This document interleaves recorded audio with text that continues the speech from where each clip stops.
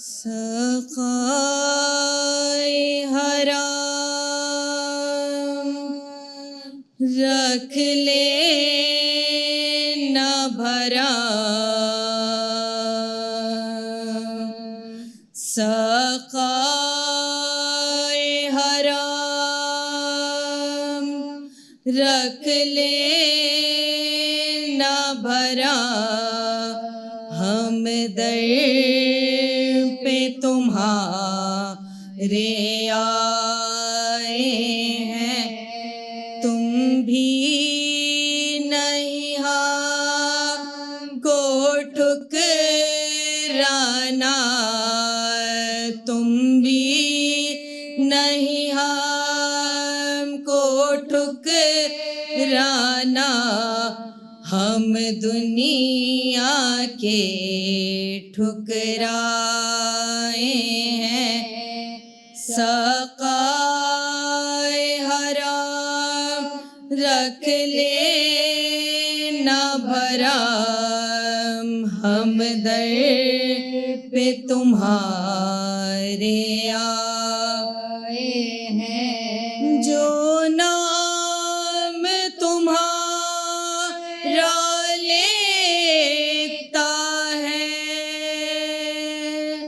اللہ بھی اس کو دیتا ہے، خیرات بری داشانوں کی، خیرات بری داشانوں کی لینے کے لیے ہم آئے ہیں، سقائے حرام رکھ لے نہ بھرا، ہم در پہ تمہارے آئے ہیں، مولا تم بے حوائج ہو، روضے پہ انہیں بھی بلوا لو، غربت کے سبب جو آ نہ سکیں، غربت کے سبب جو آ نہ سکیں، ہم ان کے عریضے لائے ہیں، سقائے حرام رکھ لے نہ بھرا، ہم در پہ تمہارے آئے ہیں، مولا ہے آپ سے ایک سوال، اللہ ہمیں دے رزق حلال، مولا لشکر مہدی میں شامل، مولا لشکر مہدی میں شامل، جتنے بھی عزادار آئے ہیں، سقائے حرام رکھ لے نہ بھرا، ہم در پہ تمہارے آئے ہیں،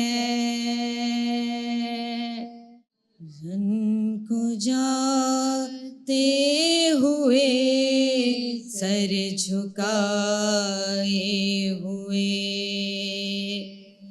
رن کو جاتے ہوئے سر جھکائے ہوئے، شے نے رو کر کہا الوداع الوداع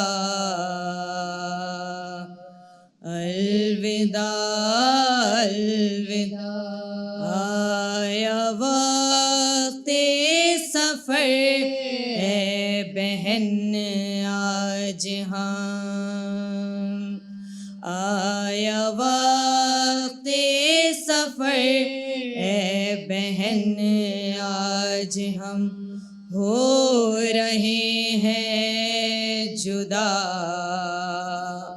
الوداع الوداع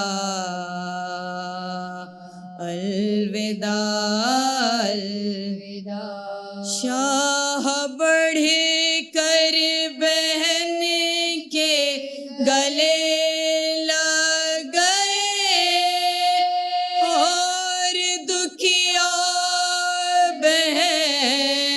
بہن سے یہ کہنے لگے شاہ کہنے لگے میری مظلوم پیاسی مسافر بہن میری مظلوم پیاسی مسافر بہن تیرا حافظ خدا الوداع الوداع الوداع الوداع جس سے ڈرتی تھی تم وہ گھڑی آ گئی دیکھو چاروں طرف تیرگی چھا گئی تیرگی چھا گئی دشت پر حال میں شام ہونے کو ہے دشت پر حال میں شام ہونے کو ہے لو مسافر چلا الوداع الوداع الوداع الوداع لے کے بالی سکینہ کو آغوش میں نانے نانے سے تو کے بوسے لیے رو کے بوسے لیے شہن حسرا سے بیٹی کو تاکتے ہوئے شہن حسرا سے بیٹی کو تاکتے ہوئے آہ بھر کر کہا الوداع الوداع الوداع الوداع بولا بیمار بیٹے سے آقا میرا اب نہ گئے بیٹا بابا تیرا بیٹا بابا تیرا موت کی آہٹیں تیز ہونے لگیں موت کی آہٹیں تیز ہونے لگیں آ رہی ہے صدا الوداع الوداع الوداع الوداع آیا خیمے سے باہر جو مولا میرا بھائی بیٹا بھتیجا جا کوئی بھی نہ تھا، ہائے کوئی نہ تھا، ایک حسرت سے چاروں طرف دیکھ کر،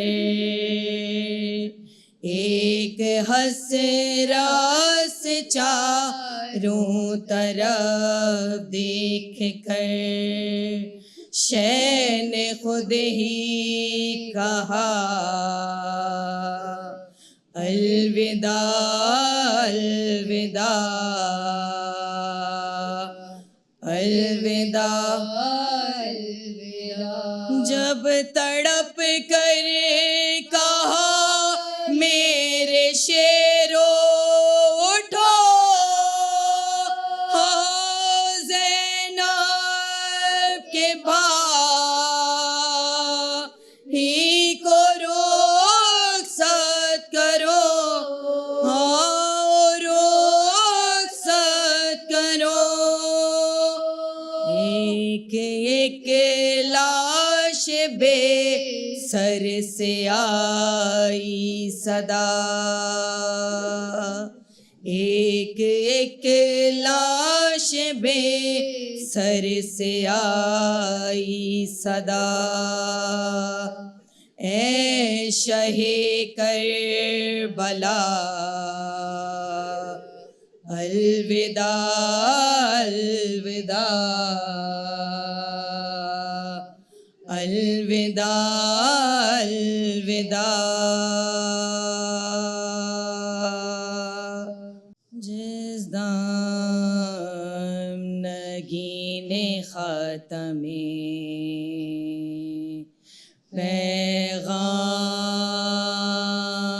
پیغام برآں گرا، جس دم نگین خاتم پیغام برآں گرا، رونق اٹھی زمین سے امام زمان گرا، گرنے پہ سب گروہ لیے بچیاں گرا، ہائے ہائے نہ ان جفاؤں پہ بھی آسماں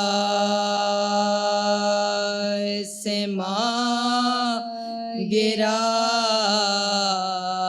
ہائے ہائے نہ ان جفاؤں پہ بھی آسماں گرا، زہرا سے پوچھئے خلق نور عین کا تپنا زمیں کا تڑپنا حسین کا، سب تھم گئے مگر نہ تھما شمر باشیاں،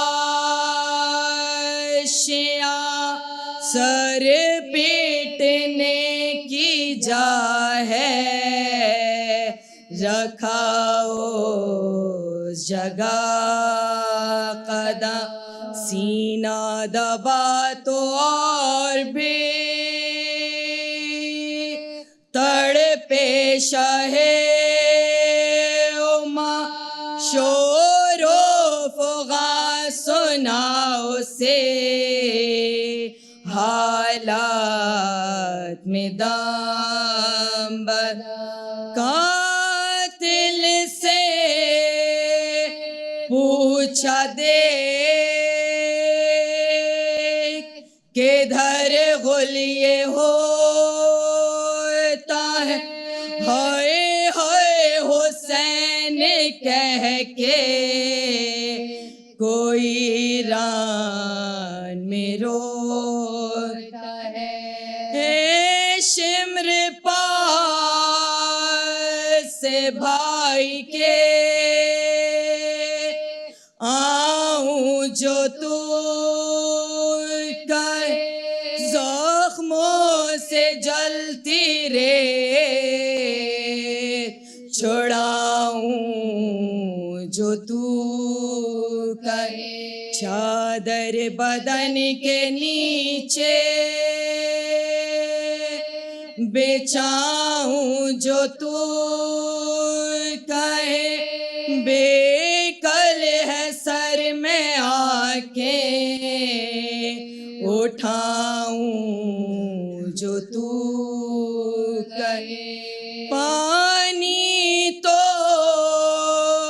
یہاں ملے گا نہ زہرا کی جائیں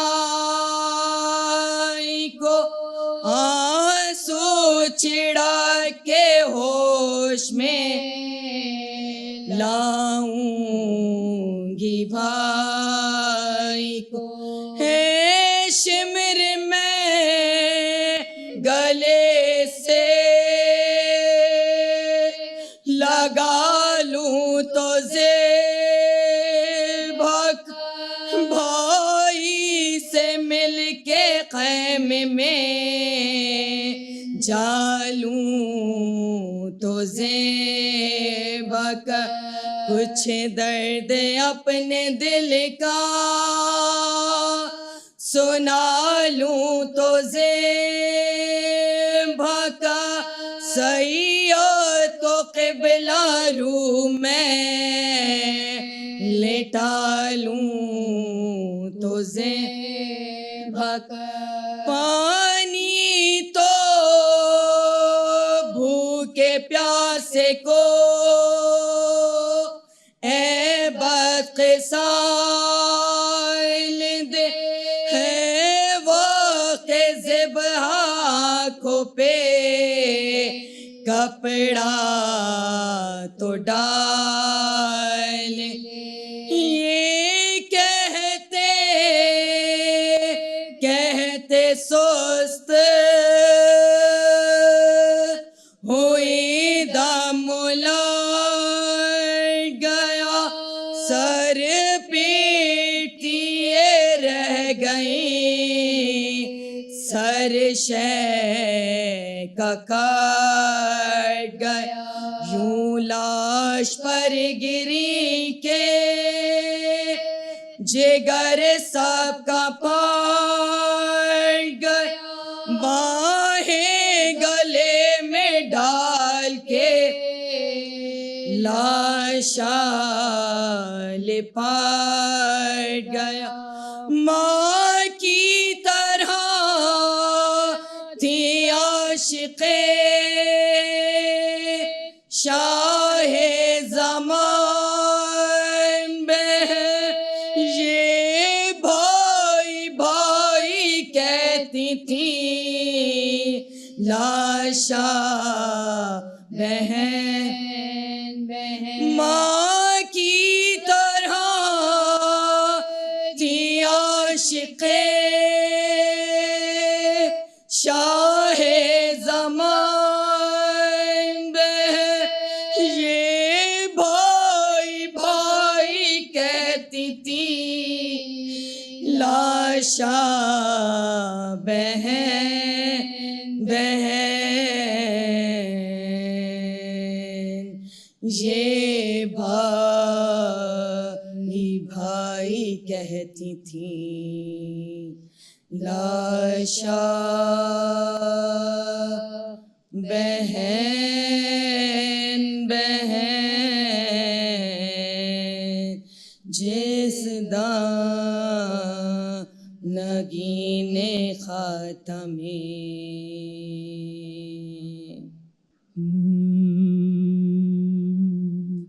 غریب زہرا پر کیا وقت ہے غریبی کا،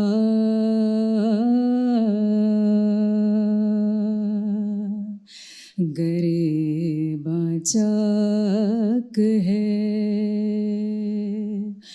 بالوں میں خاک کرب و بلا، تلاش کرتے ہیں رستہ نظر نہیں آتا، یہ حال دیکھ کے ہنستے ہیں شیپا اہل جفا،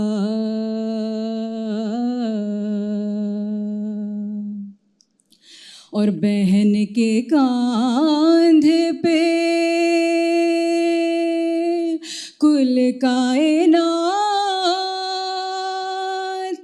لاتے ہیں، قدم قدم پہ یہ آواز دیتے جاتے ہیں، ام لیلا سنبھال اکبر کو، اور ام لیلا سنبھال زینب کو، لا رہا ہوں میں لاشِ اکبر، ام لیلا سنبھال زینب کو، ارے بولے ہوں گے حسین یہ رو کر، ام لیلا سنبھال زینب کو، لا رہا ہوں میں لاشِ اکبر، ارے نوجوان لاش ہے ضعیفی ہے، میری نظروں سے دیکھ منظر کو، اور کیسے ہم شیر کو سنبھالوں گا، میں سنبھالے ہوئے ہوں اکبر کو، تیرا احسان ہوگا یہ مجھ پر،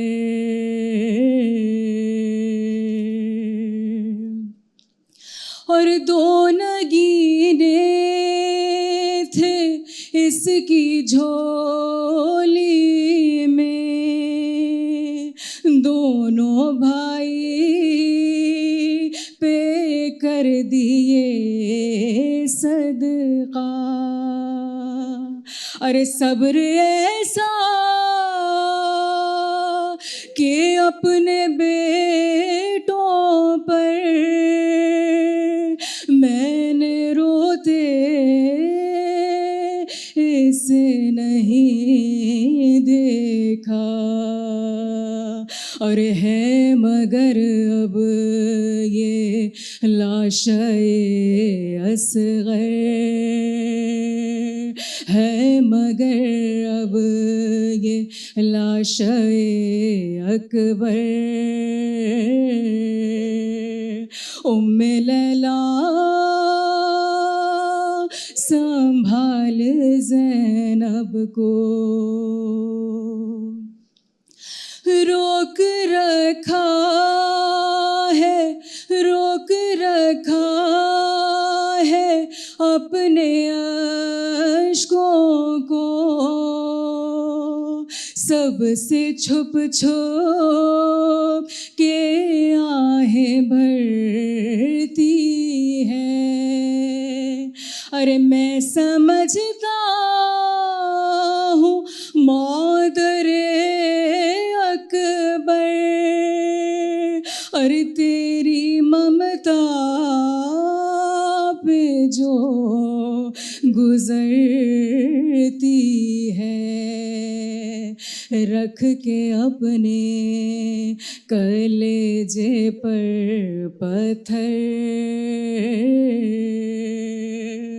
ام لیلا سنبھال زینب کو. اور ایسے لاشیں جوان اٹھائے ہوں، ایڑیاں خط بناتی آتی ہیں. ارے ان نشانوں کے پیچھے پیچھے میرے اماں زہرا مٹاتی آتی ہیں. اس کی نظریں نہ دیکھیں یہ منظر، ام لیلا سنبھال زینب کو لا رہا ہوں میں لاشِ اکبر. ام لیلا سنبھال زینب کو. اعوذ باللہ من الشیطان اللعین الرجیم. بسم اللہ الرحمن الرحیم. الحمد للہ رب العالمین.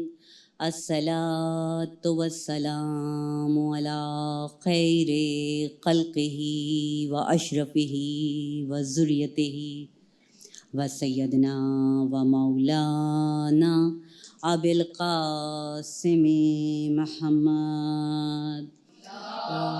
اللہم صلی علی محمد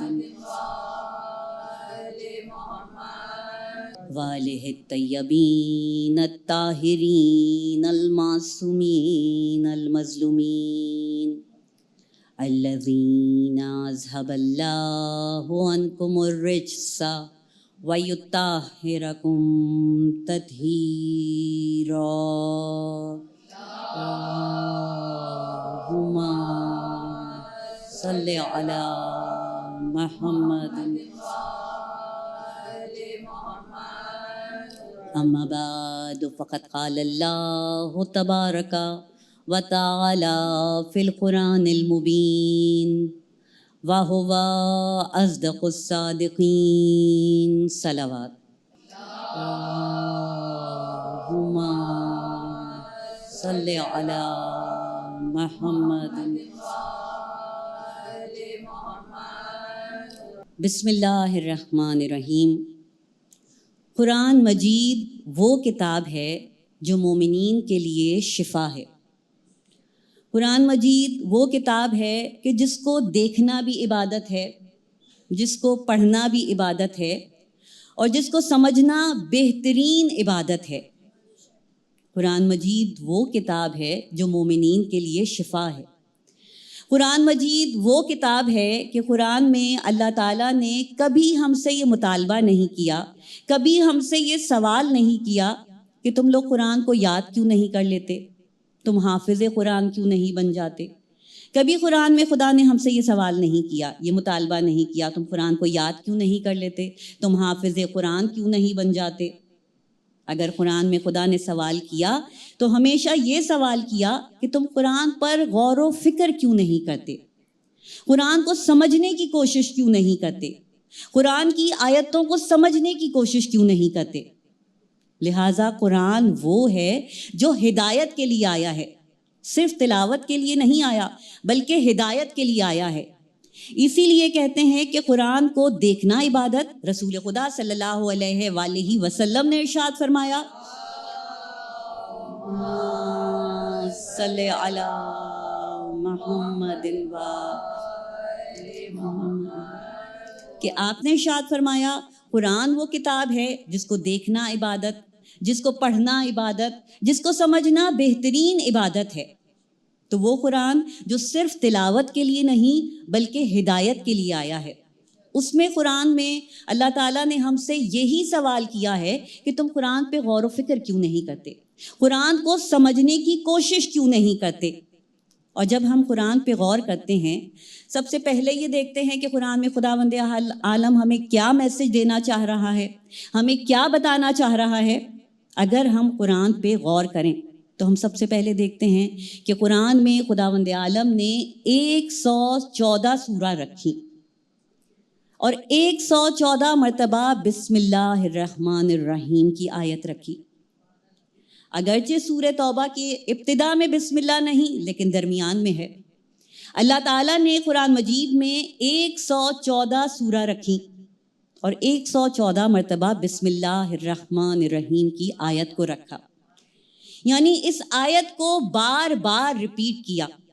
114 مرتبہ بسم اللہ الرحمن الرحیم، یہ بار بار اللہ کا ریپیٹ کرنا، بار بار دہرانا، یہ بتاتا ہے کہ اللہ یہ بتانا چاہتا ہے کہ یہ آیت کتنی اہم ہے، کہ خدا چاہتا ہے کہ انسان اپنا ہر کام شروع کرنے سے پہلے بسم اللہ الرحمن الرحیم پڑھے، کیونکہ جب انسان بسم اللہ پڑھ کے اپنا کام کرتا ہے اس کے کام میں اللہ کی مدد شامل ہو جاتی ہے۔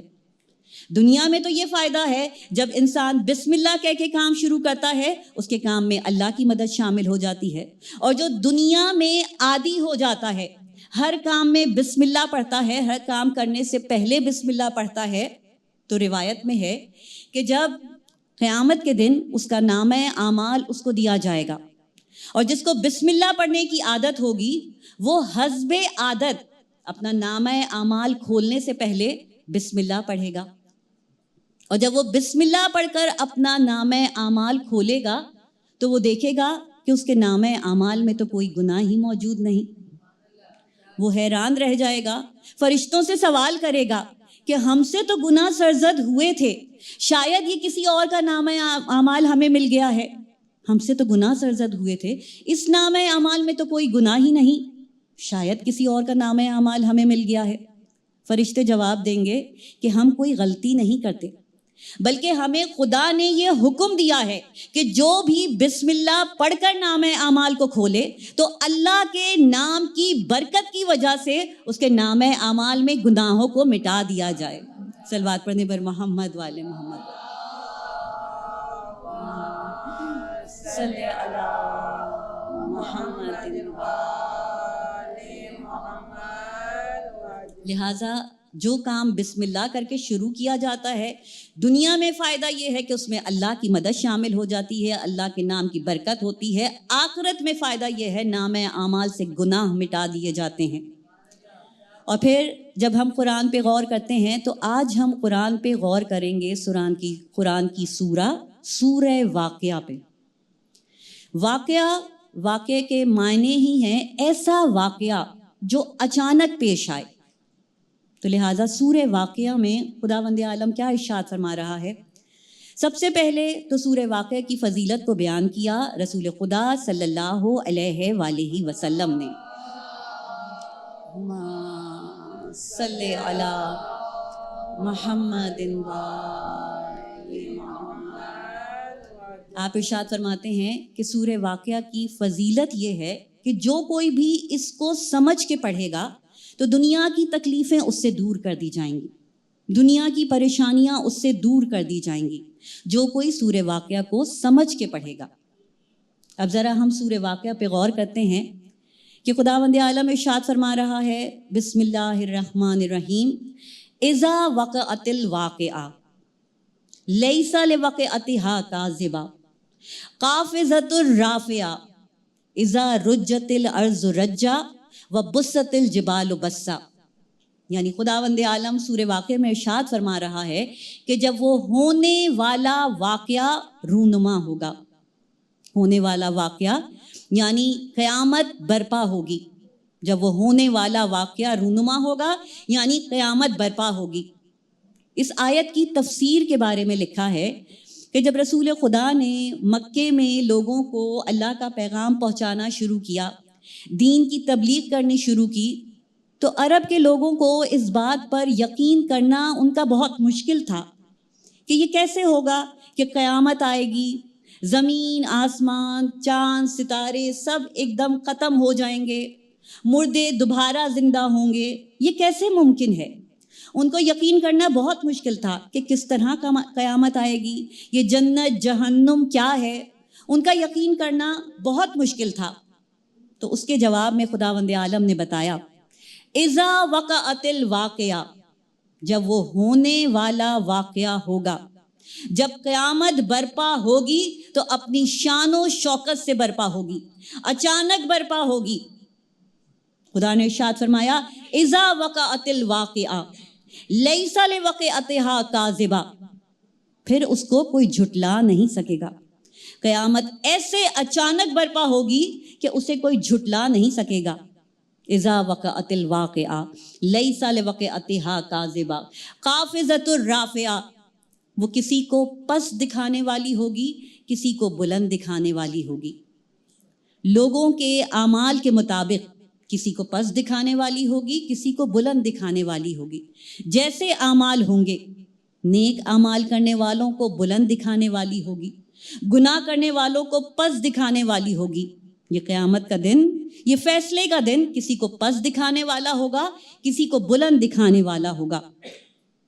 اذا وقعت الواقعہ لیس لوقعتها کاذبہ خافضۃ الرافعہ اذا رجت الارض رجا وبست الجبال بسا.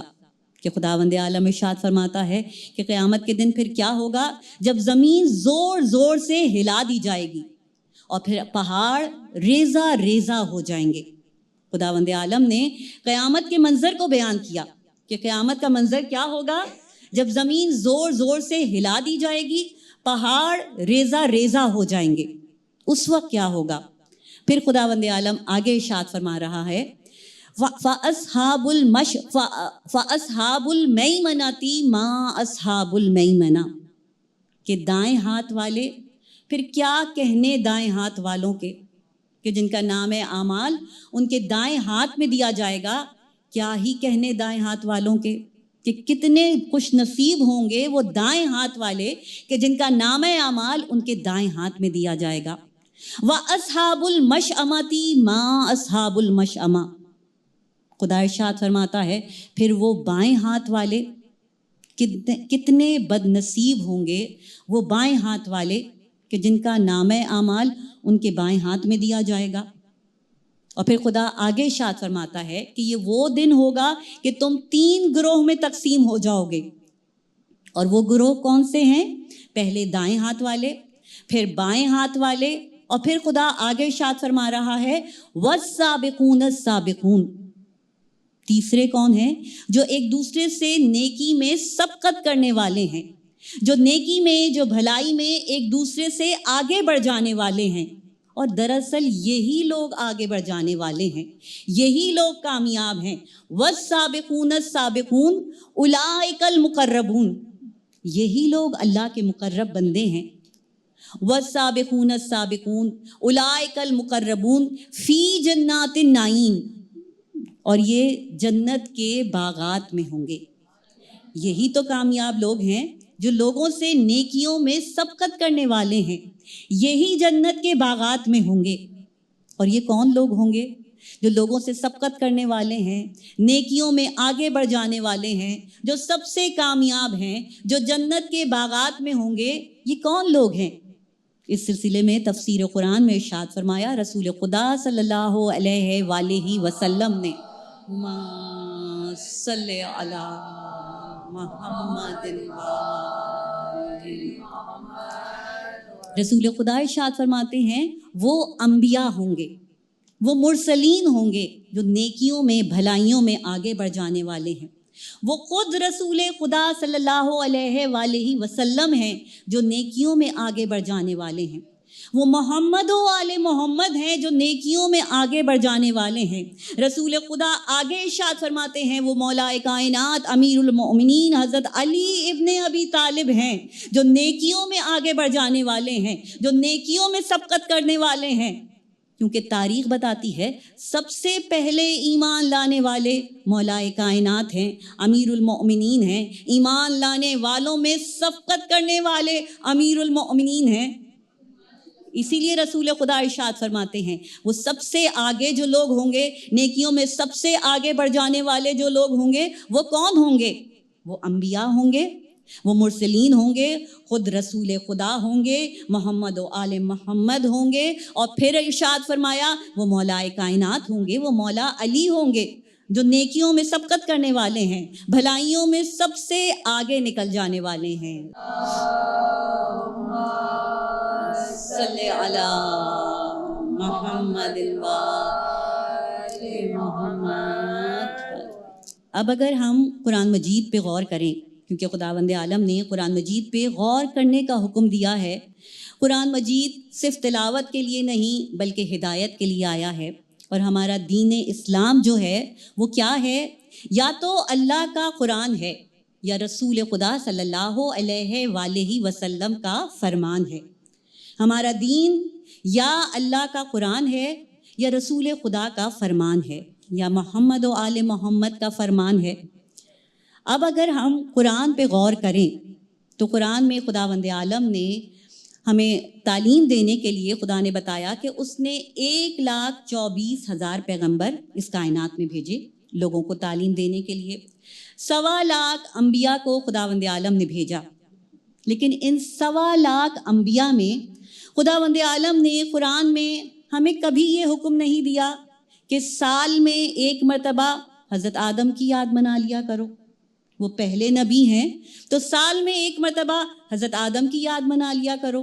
خدا نے کبھی حکم نہیں دیا، خدا نے کبھی حکم نہیں دیا کہ سال میں ایک مرتبہ پہاڑ پہ چلے جائے کرو تاکہ حضرت موسیٰ کی یاد تازہ ہو جائے، کبھی حکم نہیں دیا۔ خدا نے یہ حکم نہیں دیا کہ سال میں ایک مرتبہ کشتی میں بیٹھ جائے کرو تاکہ حضرت نوح کی یاد تازہ ہو جائے۔ خدا نے یہ حکم نہیں دیا سال میں ایک مرتبہ حضرت عیسیٰ کی یاد منا لیا کرو، ایک مٹی کا پرندہ بنا لیا کرو تاکہ حضرت عیسیٰ کی یاد تازہ ہو جائے۔ 1,25,000 انبیاء کو بھیجا، لیکن خداوند عالم نے کبھی یہ حکم نہیں دیا کہ اس نبی کی یاد منا لے کرو، میرے پہلے نبی کی یاد منا لے کرو، یا حضرت موسیٰ کی یاد منا لے کرو، یا حضرت عیسیٰ کی یاد منا لے کرو، کبھی یہ حکم نہیں دیا، سوائے اس کے کہ حکم دیا تو اس بات کا حکم دیا کہ یاد منائی جائے تو حضرت ابراہیم کی یاد منائی جائے، حضرت ابراہیم کی سنت پر عمل کیا جاتا ہے۔ ابھی پچھلے مہینے ہم نے سنت ابراہیم پر عمل کیا ہے، حضرت ابراہیم کی یاد منانے کا حکم دیا جاتا ہے، قربانی دی جاتی ہے، یہاں بھی دی جاتی ہے، حج پہ بھی دی جاتی ہے، یعنی خدا چاہتا ہے کہ حضرت ابراہیم کی یاد منائی جائے۔ حج کے ارکان میں بھی حضرت ابراہیم کی یاد منائی جاتی ہے، یہاں بھی حضرت ابراہیم کی یاد منائی جاتی ہے، حج میں بھی یاد منائی جاتی ہے۔ کیا وجہ ہے؟ اور خداوند عالم نے درود میں بھی شامل کیا تو حضرت ابراہیم کو شامل کیا۔ ہم درود ابراہیمی پڑھتے ہیں، اللہم صلی علی محمد وآل محمد کما صلیت علی ابراہیم وعلی آل ابراہیم انکا حمید المجید۔ اے اللہ تو اپنی خاص رحمتوں کو نازل فرما محمد پر اور ان کی آل پر، جس طرح تو نے اپنی خاص رحمتوں کو نازل فرمایا حضرت ابراہیم پر اور ان کی آل پر۔ درود میں بھی شامل کیا تو حضرت ابراہیم کو شامل کیا۔ کیا وجہ ہے کہ خداوند عالم نے 1,25,000 انبیاء بھیجے اور کسی کی یاد بنانے کا حکم نہیں دیا؟ درود میں بھی شامل کیا تو رسول خدا کے ساتھ ساتھ حضرت ابراہیم کو شامل کیا، تو کیا وجہ ہے؟ اگر اس کی وجہ ہم جاننے کی کوشش کریں تو ہمیں معلوم ہوتا ہے کہ یقیناً اور انبیاء بھی تھے۔ ہم اور انبیاء کی زندگی دیکھیں تو اور انبیاء اللہ کی بارگاہ میں دعا مانگتے ہوئے نظر آئے، یقیناً دعا مانگنے کا حکم بھی اللہ ہی نے دیا ہے، اور انبیاء اللہ کی بارگاہ میں دعا مانگتے ہوئے نظر آئے، یا اللہ گھر نہیں ہے گھر دے دے، زر نہیں ہے زر دے دے، اولاد نہیں ہے اولاد دے دے۔ باقی انبیاء اللہ کی بارگاہ میں دعا مانگتے ہوئے نظر آئے، لیکن حضرت ابراہیم وہ ہیں جو اللہ کی راہ میں دیتے ہوئے بھی نظر آئے، قربانی دیتے ہوئے نظر آئے، کبھی اولاد کی قربانی، کبھی مال کی قربانی، ہر طرح کی قربانی دیتے ہوئے نظر آئے۔ یعنی قربانی خدا کو اتنی پسند ہے کہ خدا چاہتا ہے کہ اس کی یاد منائی جائے، خدا چاہتا ہے حضرت ابراہیم کی یاد منائی جائے۔ اگر ہم غور کریں تو اس کائنات میں 3 بڑے امتحان ہیں، اس کائنات کے جو امتحان ہیں وہ 3 بڑے امتحان ہیں، ایک جان کا امتحان، ایک مال کا امتحان، ایک اولاد کا امتحان۔ یہ 3 بڑے امتحان ہیں اس کائنات کے، اور حضرت ابراہیم وہ ہیں جنہوں نے یہ تینوں امتحان دیے اور تینوں امتحان میں کامیاب ہوئے۔ حضرت ابراہیم کے بارے میں لکھا ہے، ایک امتحان، پہلا امتحان حضرت ابراہیم نے اس وقت دیا کہ جب حضرت ابراہیم بکریاں چرا رہے تھے، بکریاں لے کے جا رہے تھے، ایسے میں ایک نوجوان آیا جس نے اللہ کی حمد و ثنا کرنا شروع کی، اور اس انداز میں حمد و ثنا کرنا شروع کی کہ سبوح قدوس رب الملائکۃ والروح۔ اس انداز میں اللہ کا ذکر کیا کہ حضرت ابراہیم کو یہ ذکر اتنا پسند آیا کہ ایک مرتبہ حضرت ابراہیم کہتے ہیں، اے شخص تو نے کتنے بہترین انداز میں میرے رب کا ذکر کیا ہے، کتنی بہترین آواز میں تو نے میرے رب کا ذکر کیا ہے، ایک مرتبہ اور میرے رب کا ذکر کر دے، یہ آدھی بکریاں تجھے دے دوں گا۔ بس یہ سنا، ایک مرتبہ اس شخص نے دوبارہ اللہ کی حمد و ثنا کی، دوبارہ اللہ کا ذکر کیا، اور دوبارہ کہا سبوح قدوس رب الملائکۃ والروح۔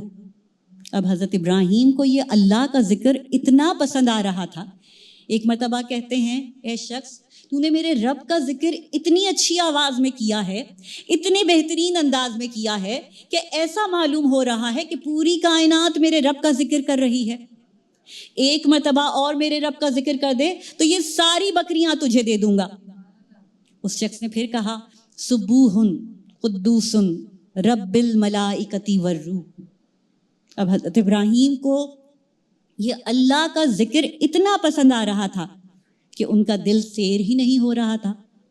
جب بکریاں دے چکے، ایک مرتبہ اپنے ہاتھ سے انگوٹھی اتاری، سر سے امامہ اتارا، اپنی عبا اتاری، وہ سب اس کو دی اور کہا یہ سب کچھ رکھ لے، اور ایک مرتبہ اور میرے رب کی حمد و ثنا کر دے، میرے رب کا ایک مرتبہ اور ذکر کر دے۔ اس نے پھر کہا سبوح قدوس رب الملائکۃ والروح۔ اب ابراہیم کو اتنا ذکر پسند آ رہا تھا، ایک مرتبہ کہتے ہیں، اے شخص تجھے ان بکریوں کے لیے ایک غلام کی بھی تو ضرورت ہوگی، ان کی دیکھ بھال کے لیے ایک غلام کی بھی تو ضرورت ہوگی، میں ساری زندگی تیری غلامی کروں گا، ایک دفعہ اور میرے رب کا ذکر کر دے۔ اس نے پھر کہا سبوح قدوس رب الملائکۃ والروح۔ بس حضرت ابراہیم کو یہ ذکر اتنا پسند آ رہا تھا، ایک مرتبہ اس شخص کے ساتھ ساتھ چلنے لگے کہ اب میں تمہارے ساتھ ساتھ چلوں گا۔ وہ شخص مڑا، اس نے بکریاں بھی واپس کی، حضرت ابراہیم کا سامان، ان کی انگوٹھی، ان کی عبا، ان کا امامہ واپس کیا، کہا ابراہیم یہ سامان کی مجھے ضرورت نہیں، یہ آپ رکھیں، میں اللہ کا بھیجا ہوا فرشتہ ہوں، میں جبرائیل ہوں، آپ کا امتحان لینے کے لیے آیا تھا اور آپ امتحان میں کامیاب ہو گئے ہیں۔ یعنی یہ حضرت ابراہیم کے مال کا امتحان تھا جس میں حضرت ابراہیم کامیاب ہوئے۔ دوسرا امتحان حضرت ابراہیم کا اس وقت ہوا کہ جب حضرت ابراہیم کو آگ میں پھینکا جا رہا تھا۔ اس آگ کے بارے میں لکھا ہے وہ آگ اتنی بلند تھی کہ آسمان سے باتیں کر رہی تھی، اور روایت میں لکھا ہے جس وقت حضرت ابراہیم کو اس بلند ترین آگ میں پھینکا جا رہا تھا، بس یہ وہ وقت تھا کہ ایک مرتبہ جبریل امین نے اپنے رب سے سوال کیا کہ پالنے والے، یہ دنیا میں ایک ہی ہے جو تیرا نام لینے والا ہے، کیا یہ بھی مارا جائے گا؟ خدا ارشاد فرماتا ہے بچانا چاہتے ہو تو جا کے بچا لو۔ اب جبریل امین تشریف لائے اور اس وقت آئے جب حضرت ابراہیم کو بالکل آگ میں پھینکا جا رہا تھا۔ ایک مرتبہ جبریل نے سوال کیا، اے ابراہیم کوئی حاجت ہے، کوئی خواہش ہے، کوئی حاجت ہے تو بیان کرے۔ حضرت ابراہیم کہتے ہیں حاجت ہے تو، لیکن تم سے نہیں، جس سے ہے وہ میرے دل کا حال جانتا ہے۔ بس خدا پہ یہ بھروسہ، خدا کو اتنا پسند آیا کہ خدا نے حکم دیا اے آگ ٹھنڈی ہو جا اور سلامتی بن جائے ابراہیم کے لیے۔ آگ ٹھنڈی ہو گئی اور سلامتی بن گئی ابراہیم کے لیے۔ صلوات پڑھ دیں بر محمد وعلی محمد صلی علی محمد وعلی محمد۔ حضرت ابراہیم دوسرے امتحان میں بھی کامیاب ہوئے۔ پھر ایک امتحان حضرت ابراہیم کا اس وقت ہوا کہ جب آپ نے خواب دیکھا کہ آپ اپنے بیٹے کو ذبح کر رہے ہیں۔ آپ نے یہ خواب اپنے بیٹے حضرت اسماعیل کو بتایا کہ میں نے خواب میں دیکھا ہے کہ میں تمہیں اللہ کی راہ میں ذبح کر رہا ہوں۔ بیٹے نے کیا جواب دیا؟ حضرت اسماعیل کہتے ہیں بابا آپ وہی کریں جس کا آپ کے رب نے آپ کو حکم دیا ہے، جس کا اللہ نے آپ کو حکم دیا ہے آپ وہی کریں۔ بس یہ سنا تو حضرت ابراہیم اپنے بیٹے کو لے کے چلے، قربانی دینے کے لیے چلے۔ اور روایت میں لکھا ہے کہ جب حضرت ابراہیم اپنے بیٹے کے گلے پہ چھری پھیر رہے تھے تو آپ نے اپنی آنکھوں میں پٹی باندھ لی تھی۔ ظاہر ہے باپ کا جگر تھا، آنکھوں میں پٹی باندھ لی تھی، بیٹے کو قربان کر رہے تھے۔ گلے پہ چھری پھیری، جب گلے پہ چھری پھیری اور یہ محسوس ہوا کہ گلا کٹ گیا ہے، یہ محسوس ہوا کہ خون جاری ہو گیا ہے، اس وقت حضرت ابراہیم نے آنکھوں سے پٹی ہٹائی تو کیا دیکھا کہ دمبا ذبح ہوا ہے۔ اب ایسے میں ذرا تصور کریں اگر کوئی اور باپ ہوتا اور یہ دیکھتا کہ دمبا ذبح ہوا ہے تو وہ خوش ہو جاتا کہ میرا بیٹا بچ گیا، میرا بیٹا ذبح نہیں ہوا۔ لیکن یہ حضرت ابراہیم تھے، یہ ان کا ظرف تھا، خلیل اللہ تھے، یہ ان کا ظرف تھا۔ جب دیکھا کہ بیٹا ذبح نہیں ہوا تو آپ نے سوال کیا کہ پالنے والے کیا تو نے میری قربانی کو قبول نہیں کیا؟ کیا میری قربانی تیری بارگاہ میں قبول نہیں ہوئی؟ خدا نے جواب دیا ہم نے آپ کی قربانی کو قبول کر لیا۔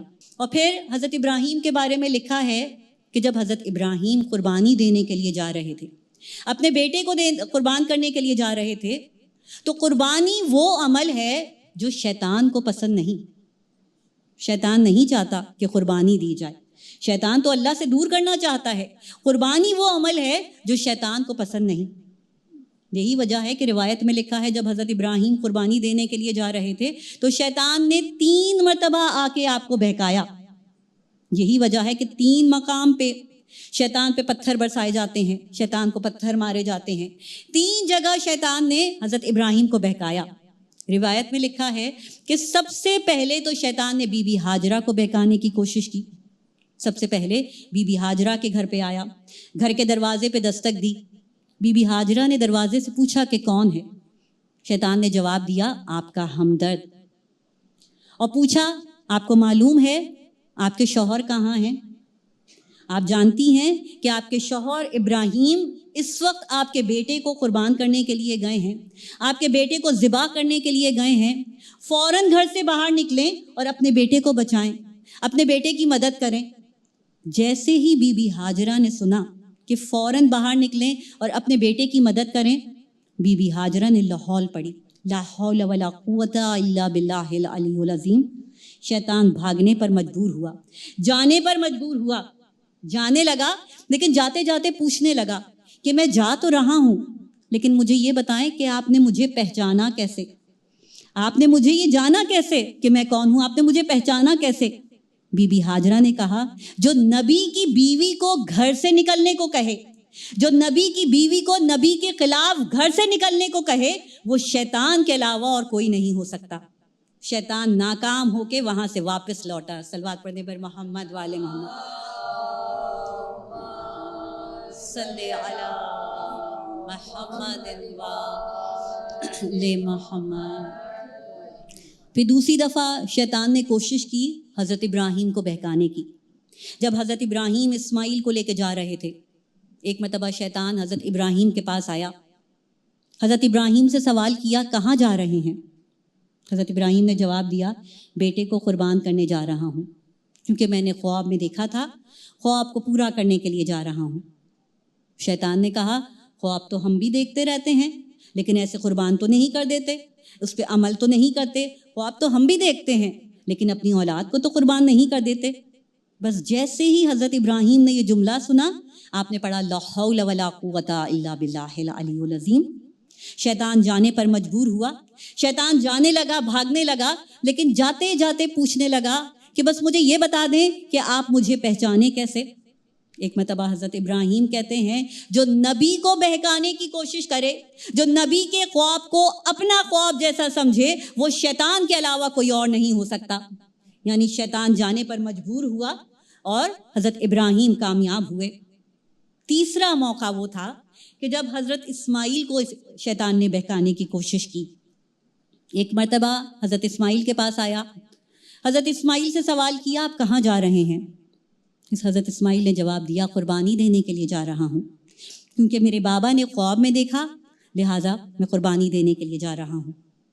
ایک مرتبہ شیطان نے کہا آپ کے بابا اب بوڑھے ہو چکے ہیں، ان کا ذہن ایسے کام نہیں کرتا جو کہ جیسے کرنا چاہیے، تو آپ اپنے بابا کی بات نہیں مانیں۔ بس یہ سنا، اسی وقت حضرت اسماعیل نے لاحول پڑھی، لا حول ولا قوت الا باللہ العلی العظیم۔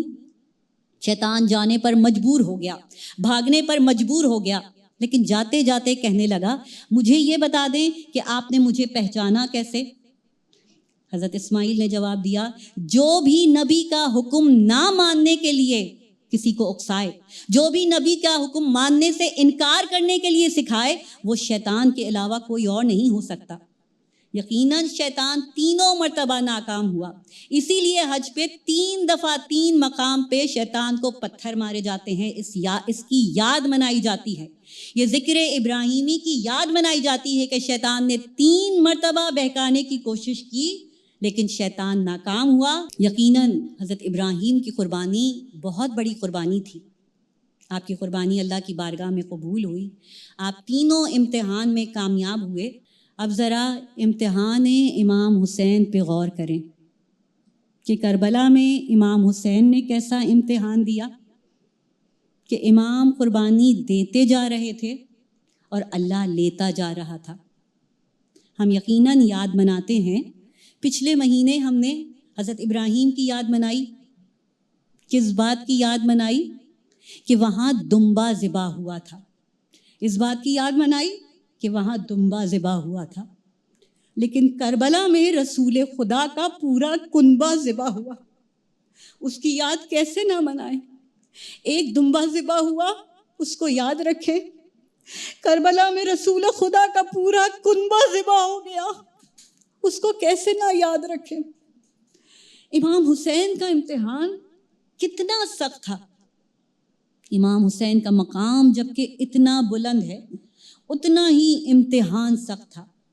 امام حسین کا مقام وہ مقام ہے کہ جب نماز پڑھاتے ہوئے پشت رسول پر آ جائیں، آپ کے بارے میں لکھا ہے رسول خدا جب نماز پڑھا رہے تھے پشت رسول پر امام حسین آ گئے تو رسول خدا نے سجدے کو طول دے دیا، سجدے سے سر نہیں اٹھایا۔ حالانکہ اگر رسول خدا سجدے سے سر اٹھا لیتے تو کیا ہوتا؟ زیادہ سے زیادہ یہی ہوتا نا کہ امام حسین جو چھوٹے سے تھے اس وقت مسجد میں گرتے، لیکن رسول خدا کو یہ گوارا نہیں تھا کہ حسین مسجد میں بھی گرے۔ جب رسول خدا کو یہ گوارا نہیں تھا کہ حسین مسجد میں بھی گرے تو کیسے برداشت کیا ہوگا جب حسین گھوڑے سے گرے ہوں گے؟ ہاں عزاداروں، امام حسین کے بارے میں لکھا ہے کہ جب ولادت ہوئی ہے امام حسین کی، اس وقت رسول خدا جب ولادت کے وقت دیکھنے کے لیے تشریف لائے ہیں، روایت میں لکھا ہے رسول خدا نے امام حسین کو گود میں لیا، سینے سے لگایا، ابھی آپ کے سینے کو ٹھنڈک محسوس ہوئی تھی کہ جبریل امین آ گئے اور انہوں نے بتایا اے اللہ کے رسول کل اس بچے کو کربلا میں پیاسا شہید کیا جائے گا۔ جیسے ہی یہ سنا رسول خدا کی آنکھوں سے آنسو جاری ہوئے۔ بی بی فاطمہ نے یہ منظر دیکھا، سوال کیا بابا خدا نے بیٹا عطا کیا ہے، اس اس میں گریہ کرنے کی کیا بات ہے؟ آخر ماں تھی نا، اپنے بابا سے پوچھا بابا اس میں گریہ کرنے کی کیا وجہ ہے؟ خدا نے بیٹا عطا کیا ہے۔ رسول خدا نے جواب دیا بیٹی فاطمہ، ابھی میں نے حسین کو گود میں لیا تھا، سینے سے لگایا تھا، کلیجے کو ٹھنڈک محسوس ہوئی تھی کہ جبریل امین آ گئے۔ انہوں نے بتایا کہ اس بچے کو کربلا میں 3 دن کا بھوکا پیاسا شہید کیا جائے گا۔ بس یہ سنا رسول خدا کی آنکھوں میں آنسو آئے، جناب فاطمہ کی آنکھوں میں آنسو آئے۔ لیکن اس سے اندازہ ہوا، اس قصے سے، اس واقعے سے، اس روایت سے یہ اندازہ ہوا کہ امام حسین کی شہادت کو سننا سنت رسول ہے، کہ جبریل امین نے بیان کیا، رسول خدا نے سنا۔ شہادت امام حسین کو سنا، یہ سنت رسول ہے۔ اور شہادت امام حسین کو بی بی فاطمہ کو بیان کیا، بیان کرنا بھی سنت رسول ہے۔ رسول خدا نے یہ سن کے گریہ کیا کہ 3 دن کا بھوکا پیاسا شہید کیا جائے گا۔ امام حسین پر گریہ کرنا بھی سنت رسول ہے۔ شہادت حسین کو پڑھنا، شہادت حسین کو سننا، اس پر گریہ کرنا، یہ سنت رسول ہے۔ ہاں عزاداروں، امام حسین کا امتحان اتنا سخت تھا کہ راوی بیان کرتا ہے کہ کربلا میں زندہ رہنا مشکل تھا۔ موت آسان تھی لیکن زندہ رہنا مشکل تھا، کیونکہ جتنا زندہ رہیں گے اتنی ہی پیاس کی شدت ہوگی، اتنا ہی امتحان سخت ہوگا۔ تو کربلا میں موت آسان تھی لیکن زندہ رہنا بہت مشکل تھا۔ اسی لیے اس امتحان کے بارے میں لکھا ہے کہ امام حسین نے اسی لیے سب سے پہلے اپنے اصحاب کو بھیجا، اپنے اصحاب کو جنگ کرنے کے لیے بھیجا تاکہ ان کا امتحان مکمل ہو جائے، ان کی پیاس بجھ جائے۔ پہلے اپنے اصحاب کو بھیجا، پھر اپنی اولاد کو بھیجا، پھر اولاد کو قربان کیا، اور سب سے آخر میں امام خود گئے، سب سے آخر میں امتحان خود دیا۔ جب پیاس کی شدت تھی، پھر سب سے بلند، سب سے طویل امتحان پھر امام نے دیا۔ آپ کے بارے میں لکھا ہے کہ جب سب شہید ہو چکے، سب کو قربان کر چکے، اور آخری وقت تھا اور امام رخصت ہونا چاہتے تھے، سب سے پہلے اپنے بیمار بیٹے، بیمار امام سجاد سے رخصت ہوئے۔ امام سجاد کے پاس گئے، ایک مرتبہ کہتے ہیں بیٹا منصب امامت تمہیں سونپنے کے لیے آیا ہوں، بیٹا سید سجاد منصب امامت تمہیں سونپنے کے لیے آیا ہوں۔ امام سجاد، ہمارے بیمار امام نے اپنی آنکھوں کو کھولا تو کیا منظر دیکھا کہ اپنے بابا کو خون میں تر دیکھا، لہو لہان دیکھا، بس یہ منظر دیکھا۔ امام سجاد نے بے اختیار سوال کیا، بابا میرے چچا عباس کہاں ہے؟ میرا بھیا علی اکبر کہاں ہے؟ ایک مرتبہ سید الشہداء کہتے ہیں بیٹا سید سجاد سب شہید ہو چکے، اب مردوں میں یا تم بچے ہو یا میں بچا ہوں، اب سب شہید ہو چکے۔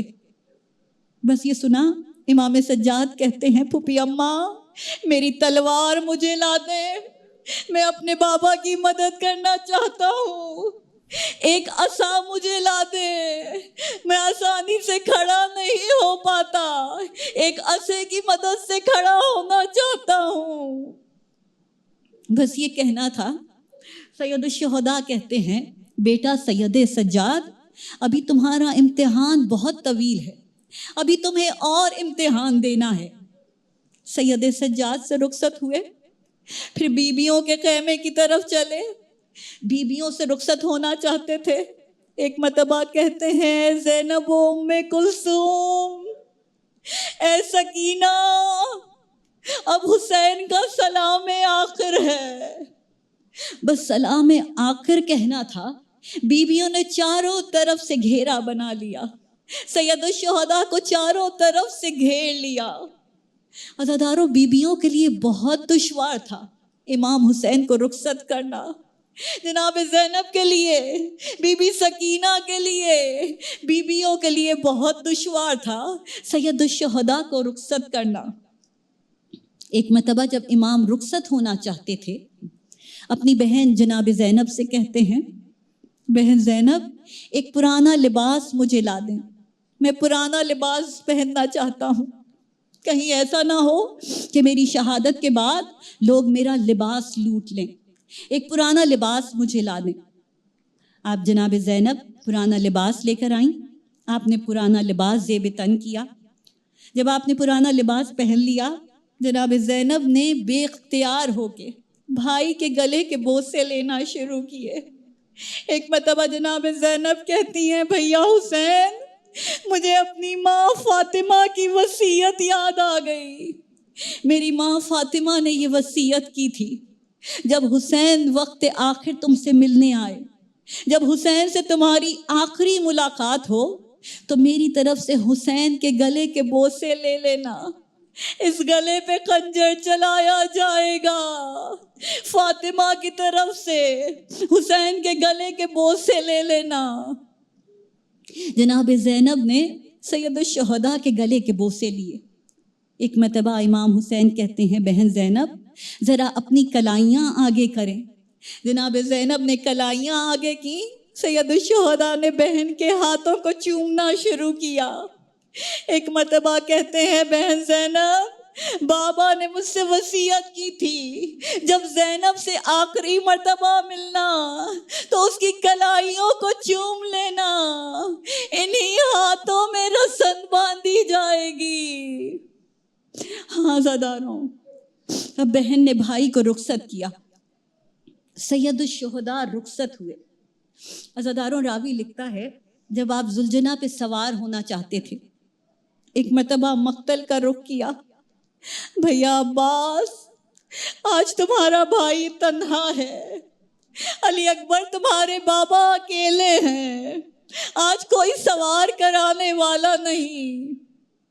بس یہ سننا تھا۔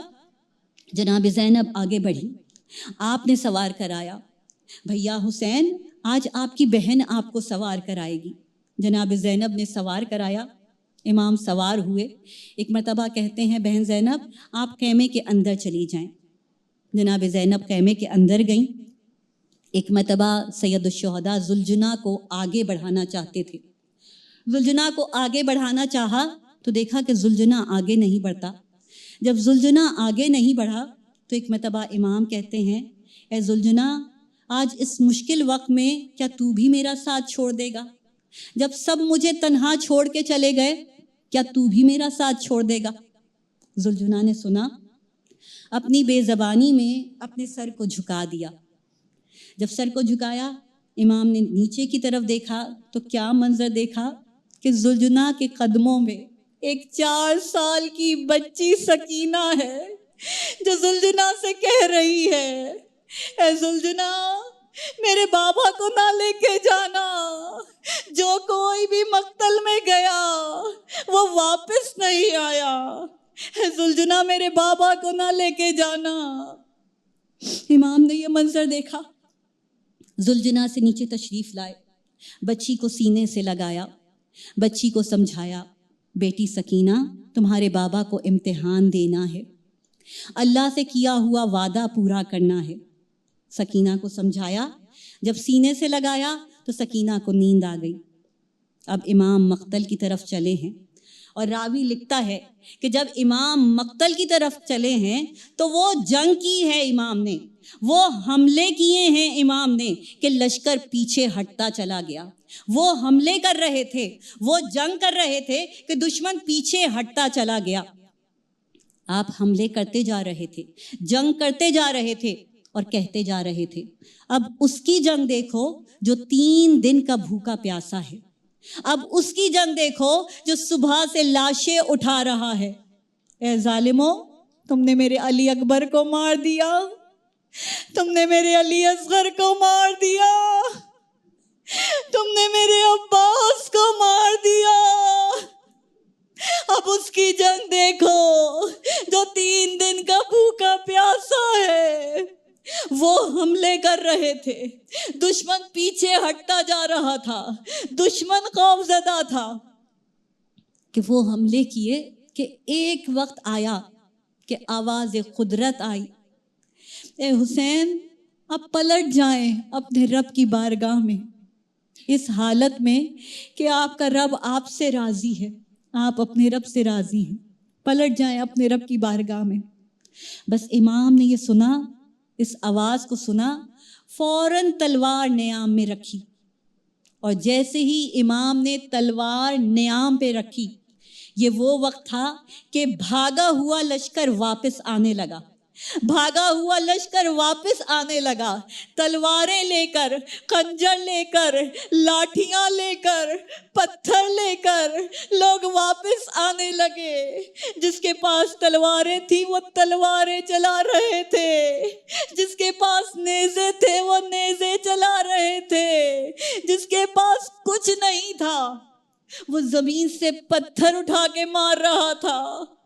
بس عزادارو، یہ وہ وقت تھا جب ظالموں نے امام کو گھوڑے سے گرایا، جب امام گھوڑے سے نیچے گرے ہیں، یہ وہ وقت تھا۔ ایک مرتبہ جناب زینب باہر آئی اور جناب زینب نے سوال کیا، کیا تم ہی میرے بھائی حسین ہو؟ کیا آپ ہی میرے بھائی حسین ہیں؟ جناب زینب نے ظالموں سے سوال کیا، اے ظالموں، کیوں میرے بھائی پہ لاٹھیاں برساتے ہو؟ کیوں میرے بھائی پہ پتھر برساتے ہو؟ ہاں عزاداروں، جناب زینب نے یہ منظر دیکھا۔ عزاداروں، راوی لکھتا ہے زیارت ناہیہ میں، ہمارے آخری امام زمانہ لکھتے ہیں عاشور کے بارے میں کہ ہمارا سلام ہو اس امام پر کہ جن کو ان کے ہی خون سے غسل دیا گیا، ہمارا سلام ہو امام پر، امام حسین پر، کہ جن کا صبر دیکھ کر عرش کے ملائکہ بھی حیران تھے، ہمارا سلام ہو ان امام پر جو 3 دن سے بھوکے پیاسے تھے، جنہوں نے ایسی جنگ کی، یقیناً ہمارا سلام ہو سید الشہداء پر۔ آپ کے بارے میں لکھا ہے کہ آخری امام کہتے ہیں ہمارا سلام ہو اس امام پر کہ جب گھوڑے سے نیچے تشریف لائے ہیں تو اس عالم میں تشریف لائے ہیں، نہ زین پہ تھے نہ زمین پہ تھے، بلکہ تیروں میں معلق تھے۔ عزادارو، راوی لکھتا ہے جب امام گھوڑے سے نیچے گرے ہیں، یہ وہ وقت تھا کہ ذوالجناح فوراً امام کے خیمے کی طرف گیا، اس خیمے پہ گیا جہاں بی بی سکینہ موجود تھیں، جہاں بیویاں موجود تھیں۔